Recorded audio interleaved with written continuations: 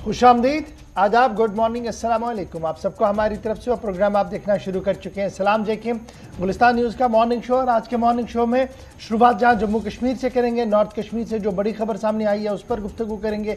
उसके बाद आपको बताएंगे कि सर्दी के अयाम में बिजली आए ना आए लेकिन मीटर लगना शुरू हो गया, कितने मीटर लगे, हदफ क्या कुछ है बिजली के महकमे हवाले से, उस पर गुफ्तगू करेंगे।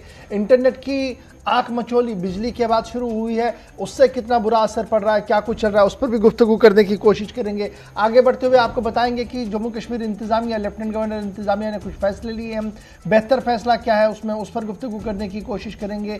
क्यों PSUs को बंद करने के पीछे हुकूमत बजिद है, इस पर भी आज बात करेंगे। मुल्की सतह की सियासत भी होगी, बैनुल-अक़वामी सतह की सियासत भी होगी, क्योंकि ख्वाजा सराओं के हवाले से एक बड़ी खबर इस वक्त अमेरिका से सामने आ रही है, उस पर ज़रूर गुफ्तगू करने की कोशिश करेंगे। एक एक करके ये सारी खबरें आपके सामने हम रखेंगे, लेकिन इस उम्मीद के साथ कि 10 बजे तक आप बराबर हमारा साथ देंगे और 9:40 पर जब फ़ोन लाइन्स खुलेंगी हस्बे वादा तो आप कॉल करेंगे, अपनी आवाज़ को बुलंद करेंगे हुकूमत तक, वो अपने मसाइल जिनकी सुनवाई होनी चाहिए थी नहीं हो पा रही है वो हुकूमत तक पहुंचाने की कोशिश करेंगे। आपका साथ हम भी देंगे 10 बजे तक। और सोशल मीडिया प्लेटफॉर्म का भी इस्तेमाल ज़रूर कीजिएगा, फेसबुक, ट्विटर, इंस्टाग्राम के ज़रिए इस वक्त आप हमारे साथ ज्वाइन कर सकते हैं, अपनी बात रख सकते हैं। करते हैं खबरों की शुरुआत और सबसे पहले आपको बताते हैं कि माजी में आज के दिन क्या कुछ खास था, बताएंगे गौहर कुछ। बहुत बहुत शुक्रिया। प्रोग्राम की शुरुआत में आज बात करेंगे तारीख के दिन के हवाले से। आज क्या कुछ हुआ है, आज 28 अक्टूबर और 28 अक्टूबर को आज के दिन क्या कुछ हुआ है। 1791 में फ्रांस में ख़वातीन के हुकूक और उनकी शहरियत का एलामिया शाया हुआ है, वो आज ही का दिन था। और आज ही के दिन 1835 में मादरी सरबराहन ने न्यूजीलैंड की आज़ादी के ऐलान पर दस्तखत किए हैं। और आज ही के दिन 1859 स्पेन ने अफ्रीकी मुल्क मराकश के खिलाफ ऐलान जंग किया है। 28 अक्टूबर 1863 में जेनेवा में कॉन्फ्रेंस के तहत बैनुल-अक़वामी रेड क्रॉस की तश्कील हुई है। और आज ही के दिन 1904 में पनामा और यूरुग्वाई ने सफारती ताल्लुकात कायम किए हैं। और आज ही के दिन 1918 में यानी कि 28 अक्टूबर 1918 में चेकोस्लोवाकिया ने ऑस्ट्रिया हंगरी से अपनी आज़ादी का ऐलान किया है। और आज ही के दिन साल 2004 में चीन के दारुल हुकूमत बीजिंग में 4000 साल पुराने मकबरे दरियाफ्त हुए हैं। और आज ही के दिन साल 2014 में ऑस्ट्रेलिया ने इबोला वायरस से मुतासरा ममालिक के तमाम वीज़ों पर पाबंदी आयद की है, वो आज ही का दिन था। तो ये थी तारीख में आज के दिन के हवाले से, यानी कि 28 अक्टूबर को क्या कुछ हुआ है, इस पर हमने आपको बताया। अब बढ़ते आगे, प्रोग्राम की शुरुआत करेंगे और प्रोग्राम की शुरुआत करेंगे इशफाक गौहर। चलिए जी, प्रोग्राम की शुरुआत तो पहली हो गई है, लेकिन फिलहाल बढ़ते हैं जी आगे। बात जरा करते हैं उस झड़प की जो अभी ताज़ा खबर सामने आ रही है नॉर्थ कश्मीर से, क्योंकि नॉर्थ कश्मीर के अंदर पुलिस की तरफ से जो तस्दीक शुदा खबर सामने आ रही है कि शुमाली कश्मीर के बारामुल्ला में एक झड़प, मुख्तसर झड़प के दौरान एक मिलिटेंट के मारे जाने की खबर सामने आ रही है। मुख्तसर से झड़प के दौरान एक मिलिटेंट के मारे जाने की खबर सामने आ रही है और उसके बाद IGP कश्मीर का भी बयान जो है वो सामने आया है।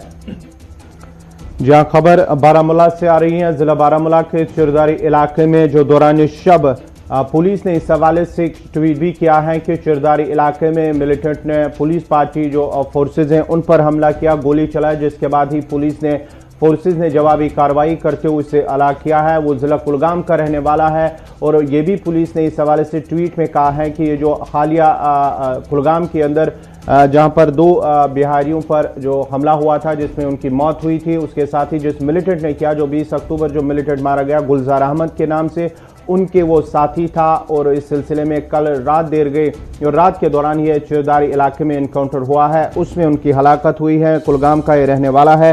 IGP कश्मीर की जानिब से भी इस हवाले से बयान जारी हुआ है।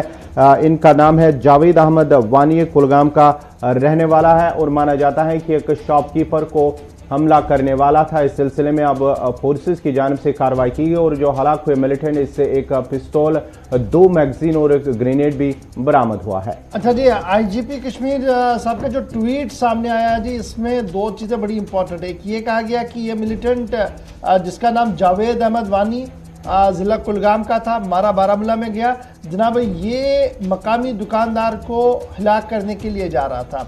एक तो इस पर ये पेशगी इत्तला थी और दूसरा ये है कि हाइब्रिड मिलिटेंसी जो है वो उभर कर सामने आ रही है। अब ये बात, ये जो हाइब्रिड मिलिटेंसी वाला मामला है, ये आप भी सोच रहे हो कि जनाब ये क्या है, तो हम आपको वजाहतन थोड़ी सी बात बता दें। हाइब्रिड मिलिटेंसी का मतलब जो सिक्योरिटी एंगल से देखा जा रहा है वो ये है कि जनाब एक आदमी कारोबार कर रहा है और 2-3 घंटे वो मिलिटेंसी के साथ देकर कार्रवाई करके वापस चला जाए। यानी पुलिस के पास कोई ट्रैक रिकॉर्ड उसका नहीं है, इलाके में कोई ट्रैक रिकॉर्ड नहीं है, लेकिन किसी न किसी तरीके से वो मिलिटेंसी के साथ जुड़ा हुआ है और यही वजह है कि इसको हाइब्रिड मिलिटेंसी का नाम जो है वो दिया गया है।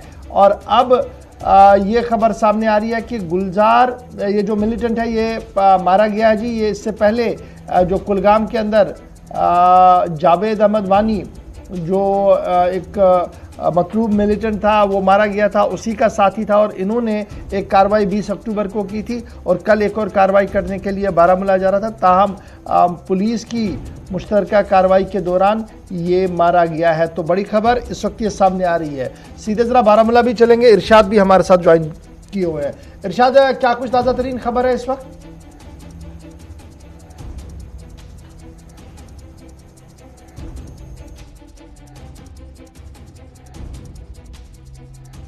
एनकाउंटर हुआ है। एनकाउंटर में एक मिलिटेंट की हलाकत हुई है। पुलिस ने इस सिलसिले में ट्वीट भी किया है। ये हालिया हमलों में मुलविस था जब कुलगाम के अंदर एक मिलिटेंट पर जो मिलिटेंटों ने एक गैर रियासती मजदूरों पर हमला किया था। गुलजार अहमद ऋषि नाम में मिलिटेंट, उसके हमले में ये उनके साथी था। उस हवाले से ये इनकी हलाकत अब हुई है। मजीद तफसीलात के लिए इरशाद अहमद के पास चलते हैं बारामूला। इरशाद, क्या कुछ तफसीलात है इस हवाले से? जी बिल्कुल गवार जी, अगर हम जिले बारामूला के इस इलाके की बात करें, ये चेरदारी का इलाका है। ये बारामूला हेडक्वार्टर से तकरीबन 2 किलोमीटर की दूरी पे वाक़ा है और इस इलाके के साथ साथ जंगलात भी हैं और बागात भी हैं। रात के तकरीबन 12 बजे के करीब यहाँ पे एक इनकाउंटर हुआ। हालांकि इस इनकाउंटर के दौरान एक मिलिटेंट को हलाक किया गया। ये जावेद अहमद वानी के नाम के बतौर ये सामने आ रहा है और इसके साथ साथ देखा जाए ये कुलगाम का रहने वाला है, क्योंकि इसके तहवील से एक पिस्टल और एक लोडेड मैगजीन और पाकिस्तानी ग्रेनेड एक बरामद किया गया है। मजीद जो है ऑपरेशन खत्म हो चुका है और अगरचे देखा जाए क्योंकि कल जो है यहाँ से गश्त पार्टी चल रही थी और उस गश्त का पार्टी के ऊपर तकरीबन रात के 12 बजे इन्होंने फायर खोला और उसके नतीजे में ये हलाक हुआ। ये पुलिस का दावा है और ट्वीट भी पुलिस ने किया है। और इसके साथ साथ देखा जाए जो पिछले दिनों की बात करें, क्योंकि लेबर्स के ऊपर जो अटैक किया गया था और इसमें ये मुलविस था और इसको आज बारामूला में एक शॉपकीपर जो है उसको गोली मार रही थी। हालांकि ये जो ऑपरेशन है ये अभी थोड़ी देर पहले ये इख्तिताम पजीर हुआ, मजीद जो है सर्च जारी है। चलिए, बहुत बहुत शुक्रिया इरशाद अहमद आपका। ये थे बारामूला से इरशाद अहमद।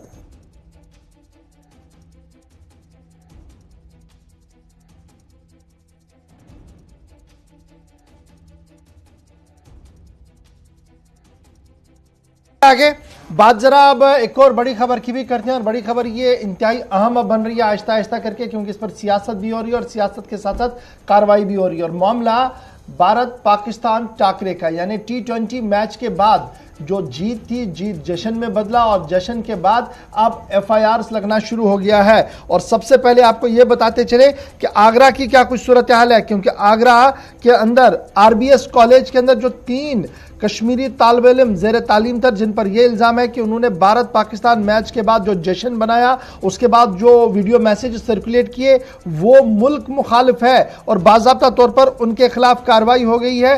तीनों कश्मीरी स्टूडेंट्स जो RBS कॉलेज के हैं उनको अरेस्ट किया गया है और इन पर यह इल्ज़ाम है कि उन्होंने SMS और WhatsApp के ज़रिए से कुछ चीज़ें ऐसी भेजी थी जो मुल्क मुखालिफ मामला जो है वो माना जा रहा है। आगरा के TSP आगरा जो है उन्होंने कहा कि उनके पास एक कंप्लेंट आई, उसके बाद FIR हुआ, FIR के बाद ही सूरत हाल को मज़ीद देखा गया और उसके बाद अब यह फैसला लिया गया कि FIR अंडर सेक्शन 153A ये जो है वो दर्ज किया गया है और उसके साथ साथ 505 उसमें लगाया गया है और IT एक्ट का 66F इसके तहत लगाया गया है और इन दफाओं के तहत FIR जो है वो लगी है। इधर योगी आदित्यनाथ की तरफ से ऑफिशियल ट्वीट किया गया है और ऑफिशियल ट्वीट के अंदर उसमें कहा गया कि सेडेशन लॉ जो है यानी मुल्क मुखालिफ कानून जो है वो लगाया गया है जी, will be invoke against those celebrating the victory of Pakistan Uttar Pradesh के वजीर आला की तरफ से साफ और वाजिया बात सामने रखी गई है। ये बात बड़ी इंपॉर्टेंट है जब मैं आपके साथ कर रहा हूं, क्योंकि आपको याद होगा कि कल ही एक तहरीरी खत जम्मू कश्मीर स्टूडेंट्स यूनियन की तरफ से तहरीर किया गया था, लिखा गया था योगी आदित्यनाथ के नाम की, ये जो बच्चे हैं जी इनके खिलाफ कोई कार्रवाई ना हो और इन्हें छोड़ा जाए। एक तरफ से आगरा के अंदर 3 बच्चों की गिरफ्तारी हुई है और कॉलेज इंतजामिया ने भी आज से कॉलेज बंद रखने का फैसला लिया और उनका मानना कि जो कॉलेज के अंदर लोग आए थे जिन्होंने हंगामा किया था उन लोगों की भी शिनाख्त होनी चाहिए, उनकी भी गिरफ्तारी होनी चाहिए। आगरा की खबर अपनी जगह, लेकिन सांबा से इतला यह है कि वहां पर मजीद गिरफ्तारियां जो है वो पुलिस की तरफ से की गई है, क्योंकि वहां पर भी जीत के बाद जश्न और जश्न के दौरान नारेबाजी की बातें जो थी वो सामने आ रही थी। फिलहाल वहां से भी गिरफ्तारी आ रही है और जो 3 लड़के गिरफ्तार किए गए हैं, अरशद यूसुफ, इनायत अल्ताफ शेख और शौकत घनाई, इनकी गिरफ्तारी की तस्दीक खुद एसएसपी की तरफ से की गई। नासिर खुमैनी साहब मेरे साथ है, स्टूडेंट यूनियन लीडर है और इनकी तरफ से बाज़ाब्ता तौर पर खत तहरीर किया गया था योगी आदित्यनाथ के नाम भी। नासिर साहब बहुत शुक्रिया जी ज्वाइन करने के लिए। पहले खबर आप ही ने ब्रेक की थी कि जनाब ऐसे मामला हुआ है जी, मार पिटाई का मामला हुआ और उसके बाद ये खबर भी सामने आई थी कि दोनों तरफ से मामले को रफा दफा किया गया जी और पुलिस ने भी इस बात की तस्दीक की थी, लेकिन अचानक से अब सेडेशन के चार्ज लगने की बातें आ रही है, गिरफ्तारियां हुई हैं, उनकी रेस्टिकेशन, उनको कॉलेज से रेस्टिकेट किया गया है और स्कॉलरशिप के तहत ये यहाँ पढ़ रहे थे, AICT को भी इतला दी गई है। क्या कुछ तफसीलात आपके पास हैं और क्या कुछ आगे की कार्रवाई हो सकती है? देखिए सर, जिस तरह से भारत और पाकिस्तान के मैच के बाद जिस तरह से आप देख रहे हैं कि विवाद कश्मीर से लेके पंजाब तक और पंजाब से लेके आगरा तक और आगरा से लेके अब वो कर्नाटका के बेंगलुरु में पहुंच गया है। जिस तरीके से हमने देखा, पहले पंजाब में मारपीट का मामला सामने आया, उसके बाद श्रीनगर के सिक्किम्स मेडिकल कॉलेज और GMCU में बड़ा विवाद जो है स्टूडेंट्स को लेके हुआ। बाद में अब जो है मसला आगरा पहुंचा। आगरा में RVS एक कॉलेज है उत्तर प्रदेश में, जहां पर 3 कश्मीरी स्टूडेंट, जिनमें से एक बांडीपुर का और बाकी 2 चाडोरा बडगाम के जो रहने वाले हैं, जो कि सिविल इंजीनियरिंग वहां कर रहे हैं, उन्होंने सोशल मीडिया पर एक पोस्ट को डाला था और किसी पर्टिकुलर टीम के हक में उन्होंने कुछ कंग्रेचुलेटरी एक मैसेज डाली थी, जिसके ऊपर उनको बहस मुबस्सा किसी लोकल स्टूडेंट्स के साथ हुआ, जिनने जो पास में जो राइट विंग पार्टीज हैं, चाहे वो भारतीय जनता पार्टी हो, VHP हो या बजरंग दल हो, उनको पता चला, जिसके चलते उन्होंने कंसर्न जो है पुलिस थाने में, जो जगदीशपुरा पुलिस थाना है, वहां पे एक कंप्लेंट बाज़ाब्ता तौर दर्ज की, जिसको लेके फिर बड़ा विवाद। कल भी हमने देखा कि दिन भर भारतीय जनता पार्टी के वर्करान, VHP के वर्करान या जो है बाकी राइट विंग एलिमेंट्स पार्टीज के जो है वर्करान, उन्होंने कल जबरदस्त प्रदर्शन किया, जिसको लेके बड़ा विवाद हो गया। और बाकी जो स्टूडेंट्स या इस लोकलिटी में जो कश्मीरी स्टूडेंट जो पढ़ाई परस्यू कर रहे हैं, प्रोफेशनल नॉन प्रोफेशनल कोर्सेज, उनको एक सेंस ऑफ फियर है, सेंस ऑफ एंग्जाइटी है। और मुझे हमें पता चला गया है कि इस इंस्टीट्यूशन में बाकी जो कश्मीरी स्टूडेंट्स हैं उनको कल शाम देर गए जो है घर भेजा गया, क्योंकि एक सेंस ऑफ फियर है, एंग्जाइटी है उनको जो है, चूंकि जिस तरीके से भारतीय जनता पार्टी या बाकी राइट विंग पार्टीज ने इस मामले को लेके एक बड़ा विवाद खड़ा किया है। कल जो है नासिर, विवाद की वजह और जड़ भी सामने आ रही है, कुछ वीडियोस वायरल हो रहे हैं जी, मुल्क मुखालिफ नाराबाजी हुई है, तो नहीं, बाद वीडियो तो नहीं है सर, वीडियो तो नहीं है, बल्कि एक कंग्रेचुलेटरी मैसेज उन्होंने जो है व्हाट्सएप पे स्टेटस डाला था, जिसको लेके जो है किसी इनके जो फेलो स्टूडेंट्स हैं, जो उनके क्लासमेट हैं, उन्होंने उसका स्क्रीनशॉट किया और बाद में किसी राइट विंग जो है एक्टिविस्ट के साथ शेयर किया, जिन्होंने बाज़ाब्ता तौर पे जो है फिर लोकल पुलिस थाने जगदीशपुरा में बाज़ाब्ता तौर पे एक इस बारे में जो है कंप्लेंट की है। अच्छा, पहले तो ये भी खबर थी कि दोनों तरफेन कॉलेज इंतजामिया ने दोनों तरफ के लोगों को बुला के मामला ठंडा किया था, अचानक से इसमें ऐसा कुछ नहीं है, ऐसा कुछ नहीं है सर, ऐसा कुछ नहीं है। हालांकि हम ही मीडिएट कर रहे थे कॉलेज अथॉरिटीज के साथ, हालांकि वो एक टाइम ऐसा लगा था कि अब कंप्रोमाइज हो जाएगा, लेकिन जिस तरीके से फिर भारतीय जनता पार्टी के वर्करान ने, उनके लीडर्स ने, या जो बाकी राइट विंग पार्टीज हैं, VHP है, बजरंग दल है या बाकी हिंदू वर्षित परिषद जो भी राइट विंग पार्टीज हैं, उन्होंने पिछले 2 दिन से जिस तरीके से उन्होंने जो वहां पे नारेबाजी या जो हंगामा किया, मुझे लगता है एक सेंस ऑफ जो है प्रेशर पड़ा है, एक तो सरकार की तरफ से, एक तो इन राइट विंग पार्टीज की तरफ से कॉलेज पे।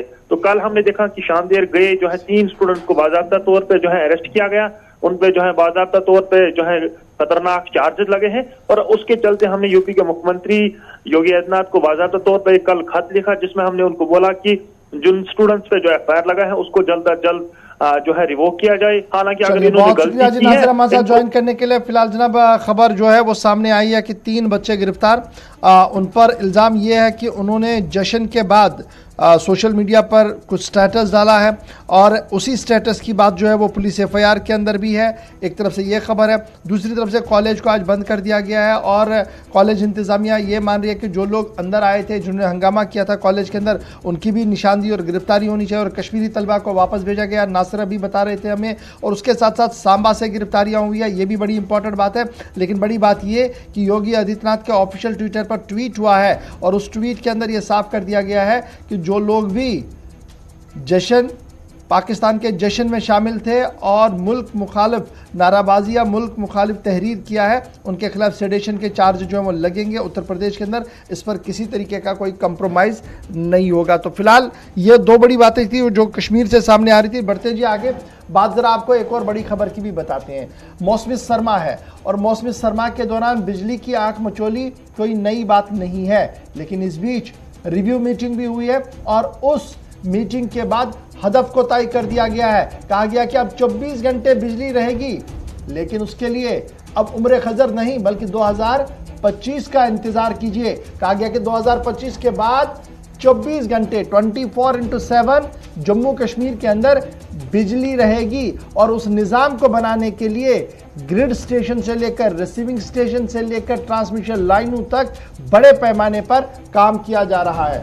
जी हाँ, अगर हम बात करेंगे तो ये कहा गया है कि साल 2025 तक 24 घंटे सप्लाई का टारगेट दिया गया है, यानी कि अब 24 घंटे बिजली रहेगी। लेकिन कब रहेगी? साल 2025 के बाद। इसके साथ साथ ही स्मार्ट मीटरिंग प्रोजेक्ट की रफ्तार में इजाफा किया गया और यह भी कहा गया है कि हर माह अब तकरीबन 15,000 मीटर नस्ब किए जाएंगे और साथ ही साथ तकसीम और ट्रांसमिशन शोबों की सलाहियत में इजाफा करने के लिए तैयार है। इस सिलसिले में कहा गया है कि जिस तरह से बिजली ज़ाया होती है उस सब को दूर करने के लिए भी मजीद इंतजाम किए गए, यानी कि बुनियादी सतह पर, ज़मीनी सतह पर जो इंफ्रास्ट्रक्चर है उसको बढ़ाने के हवाले से मजीद इकदाम उठाए जाएंगे। ये रोहित कंसल जो है उनकी जानिब से कहा गया। और साथ ही साथ जो मीटर नस्ब करने के हवाले से बात की गई है उसमें कहा गया है कि मीटर के नस्ब करने के हवाले से उस काम में रफ्तार लाए जाए और साथ ही साथ हर माह ये भी कहा गया है कि हर माह तकरीबन 15,000 मीटर नस्ब किए जाएंगे और साथ ही साथ जो बिजली ज़ाया होती है, किल्लत होती है, चाहे रिसीविंग स्टेशन पर भी बात हुई है कि रिसीविंग स्टेशन मजीद बढ़ाए जाएंगे, ग्रिड स्टेशन मजीद जो बनाएंगे,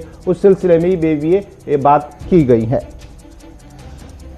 1420 MVA और 132 kV लाइनों का निज़ाम जो है वो तेज़ हुआ, वो बढ़ गया है और 1420 को 1595 मेगावाट और 132 kV लाइन लेवल को 220 kV लाइन ट्रांसमिशन तक जो है वो ले लिया गया है। इसके साथ साथ 100 सब स्टेशंस कंप्लीट होंगे जी रवा साल के दौरान। मार्च तक इसका हदफ मुकर्रर किया गया है।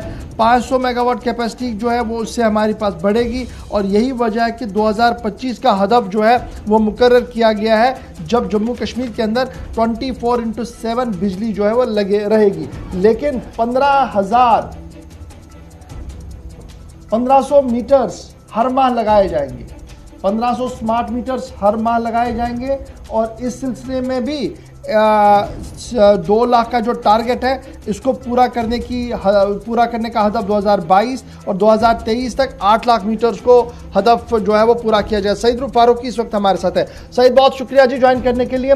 सरकारी आंकड़े हम बता रहे हैं कि 2023 तक इंतजार कीजिएगा, जिसके बाद आपको बाज़ाब्ता तौर पर 24/7 बिजली मिलेगी। ये हदफ खुद सरकार ने कहा है और कहा है कि आने वाले 3 से 4 साल के दौरान ये पूरा प्रोसेस जो है वो मुकम्मल होगा। आप कल चीफ इंजीनियर से बात कर रहे थे, सबसे पहले कटौती शेड्यूल के हवाले से भी अपडेट कीजिएगा। क्या कटौती शेड्यूल सामने आया है या अनकट शेड्यूल ही चल रहे हैं और ये जो नया हदफ मुकर्रर किया गया है कि जनाब 3 साल के अंदर अंदर 24/7 बिजली जो है वो वादी को मैसर होगी?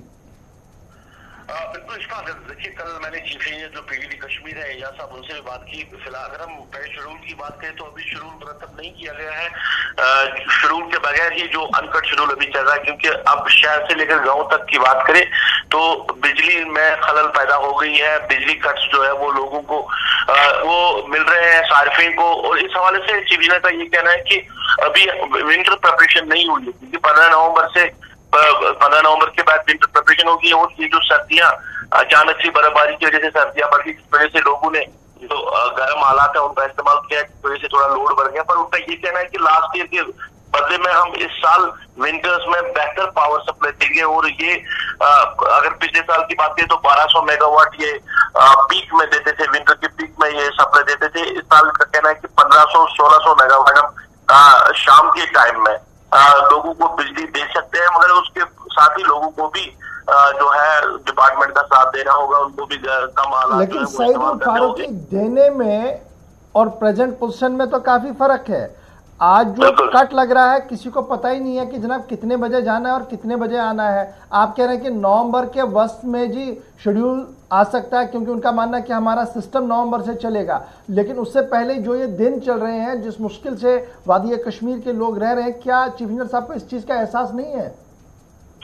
बिल्कुल, देखिए गौर, हमने भी उन तक बात पहुंचाई है कि इस तरह हालात बने हुए हैं, एहसास की बात चल रही है। और ये पिछले कई सालों से हम सुन रहे हैं कि बेहतरी की तरफ जा रहा है डिपार्टमेंट और बेहतर जो पावर सप्लाई वो लोगों को मिलेगी, मगर सिर्फ सुनने में ही आ रहा है और जमीनी सतह पर ऐसा कुछ नहीं है। हकायक उससे काफी दूर है ये। और इस साल की बात करें, पहले गांव में हुआ करता था दूर दराज इलाकों में कि वहां पे बिजली कट ज्यादा मिलती थी। अब शहर की बात करें, टाउन की बात करें, 2-2, 3-3 घंटा बिजली सप्लाई कट रहती है। और जब पूछा जाता है कि क्यों है, जनाब रिसीविंग स्टेशन या ग्रिड स्टेशन ओवरलोड हो रहा है, जिसकी वजह से ये कट जो दिए जाते हैं।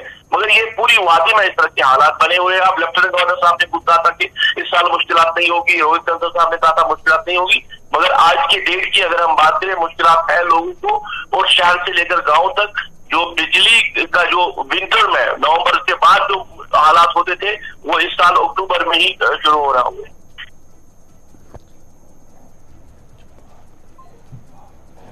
चलिए, बहुत शुक्रिया जी सईदुल फारूकी हमारे साथ ज्वाइन करने के लिए। बिजली की सूरत हाल बेहतर हो सकती है, 3 साल का मजीद आप इंतजार कीजिए, जिसके बाद 24/7 बिजली रहेगी। लेकिन हर माह 1500 स्मार्ट मीटर लगेंगे, इस सिलसिले में तेजी की गई है। और हर माह के साथ साथ स्मार्ट मीटरों का जो हदफ है वो पूरा किया जाएगा। लेकिन फिलहाल खबर यह है कि जहां एक तरफ से ये कहा जा रहा है कि जनाब 1420 से 1595 मेगावाट और 132 केवी से 220 केवी लेवल तक ट्रांसमिशन सेक्टर को पहुंचा दिया गया है, इसमें कोई शक भी नहीं है। लेकिन ग्राउंड जीरो की कहानी ये है कि आज भी वादी कश्मीर के अंदर न तो पीक टाइम पर सुबह और ना ही रात को बिजली होती है कई इलाकों के अंदर, और दिन में भी कटौती का अमल जो है वो तेज़ी के साथ चल रहा है। और इंतज़ामिया अभी भी कोई जामिया निज़ाम देने में नाकाम रही है।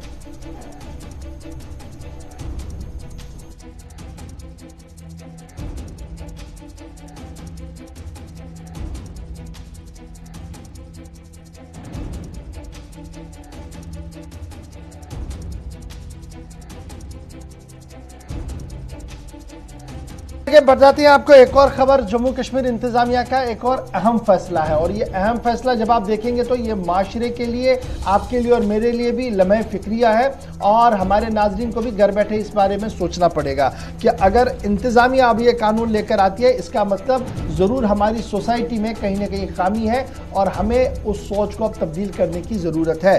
क्योंकि सरकार यानी Jammu Kashmir lieutenant governor administration ने यह फैसला लिया है कि बहुत जल्द Jammu Kashmir maintenance and welfare for parent and senior citizens कानून मुतारिफ कराया जाएगा।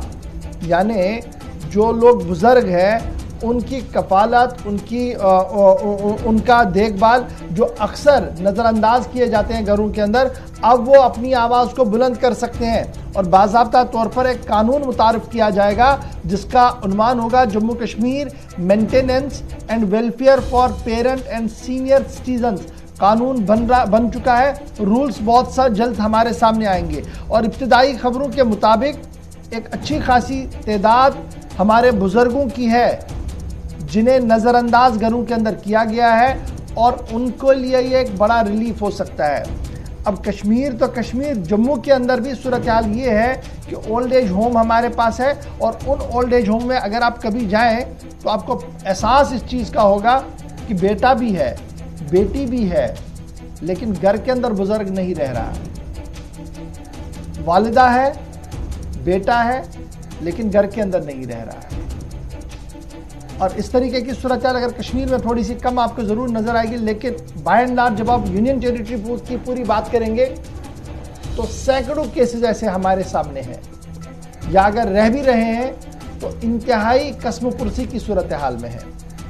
और अब इस सूरत हाल से निपटने के लिए सरकार ने कानून लाने का फैसला लिया है, और इस कानून के अंदर सब डिस्ट्रिक्ट मजिस्ट्रेट एसडीएम जो है वो हेड होंगे ट्रिब्यूनल के, और उस ट्रिब्यूनल के अंदर वो पास कर सकते हैं अप्रोप्रिएट ऑर्डर मेंटेनेंस के हवाले से, सीनियर सिटीजन्स के हवाले से। और क्या ये कानून सिर्फ जम्मू कश्मीर के अंदर होगा? तो ये बात भी आप गलतफहमी से बाहर रही है, ये कानून मुल्क के अंदर पहले ही नाफिजुल अमल है, लेकिन जम्मू कश्मीर के अंदर इस कानून को नाफिज होने ही नहीं दिया गया था। इस तरीके की बात जो है वो on the top of the chair जो लोग बैठे हैं वो हमें बता रहे हैं। उनका मानना जो जरा है, उनका मानना कि 370 और 35A की वजह से पार्लियामेंट के अंदर बनाए गए कानून का निफाज जम्मू कश्मीर के अंदर नहीं हो पाया, लेकिन अब बाज़ाब्ता तौर पर इस कानून का इतलाक जम्मू कश्मीर के अंदर होगा, और इस कानून के इतलाक के हवाले से एसडीएम को बाज़ाब्ता तौर पर एम्पावर किया जाएगा। सितंबर का महीना था, 17 सितंबर 2021, लेफ्टिनेंट गवर्नर मनोज सिन्हा साहब ने सीनियर सिटीजन और सीनियर सिटीजन्स के लिए नेशनल हेल्पलाइन जारी की थी, जिसका नंबर 14567 रखा गया था।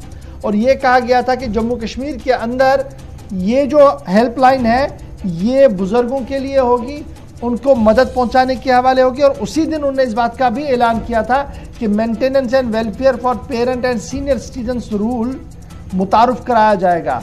और अब यह फैसला लिया गया है जम्मू कश्मीर इंतजामिया की तरफ से कि इस कानून को मिन्नो अन अमलाया जाए, उसी तरीके से जिस तरीके से मुल्क की दीगर रियासतों के अंदर है। अब जब यह कानून आ रहा है तो इसका मतलब शिकायतें हैं सरकार के पास, और अगर शिकायतें सरकार के पास है तो कितनी सही है तो वो हमसे भी कभी कभार अगर आप पूछेंगे तो हम आपको बताएंगे कि जम्मू के अंदर जो सेंटर्स हैं, जब आप वहाँ जाएंगे और कहानी पूछेंगे तो कलेजा मुंह को आता है। और इसी तरीके से कश्मीर वादी के अंदर भी बहुत सारे वालिदैन ऐसे हैं जो इंतहाई कस्मपुरसी की सूरत हाल में रह रहे हैं, लेकिन मुआशरे की टैगिंग की वजह से बात नहीं कर पा रहे। लेट अस होप सो ये हेल्पलाइन और ये कानून उनको मदद करे, लेकिन कानून मदद करे न करे हमें अपने गिरेबान में खुद झांकना होगा, क्योंकि सीनियर सिटीजन या तो आपका वालिद है या मेरा वालिद है, या आपकी वालिदा है या मेरी वालिदा है, दो में से एक ही सिस्टम है, और हमने इसको खुद अपने हाथ से ही ठीक करना होगा। छोटे से ब्रेक के लिए रुक रहे हैं जी, ब्रेक के उस पर आएंगे तो आपको बताएंगे कि पुंछ के अंदर बड़ी कार्रवाई शुरू हो गई है। वो बड़ी कार्रवाई है क्या, ग्राउंड जीरो पर आपको लिए चलेंगे, तस्वीरों के साथ आपको दिखाएंगे कि बड़े ऑपरेशन का बड़ा प्लान एग्जीक्यूट हो गया है। छोटे से ब्रेक के बाद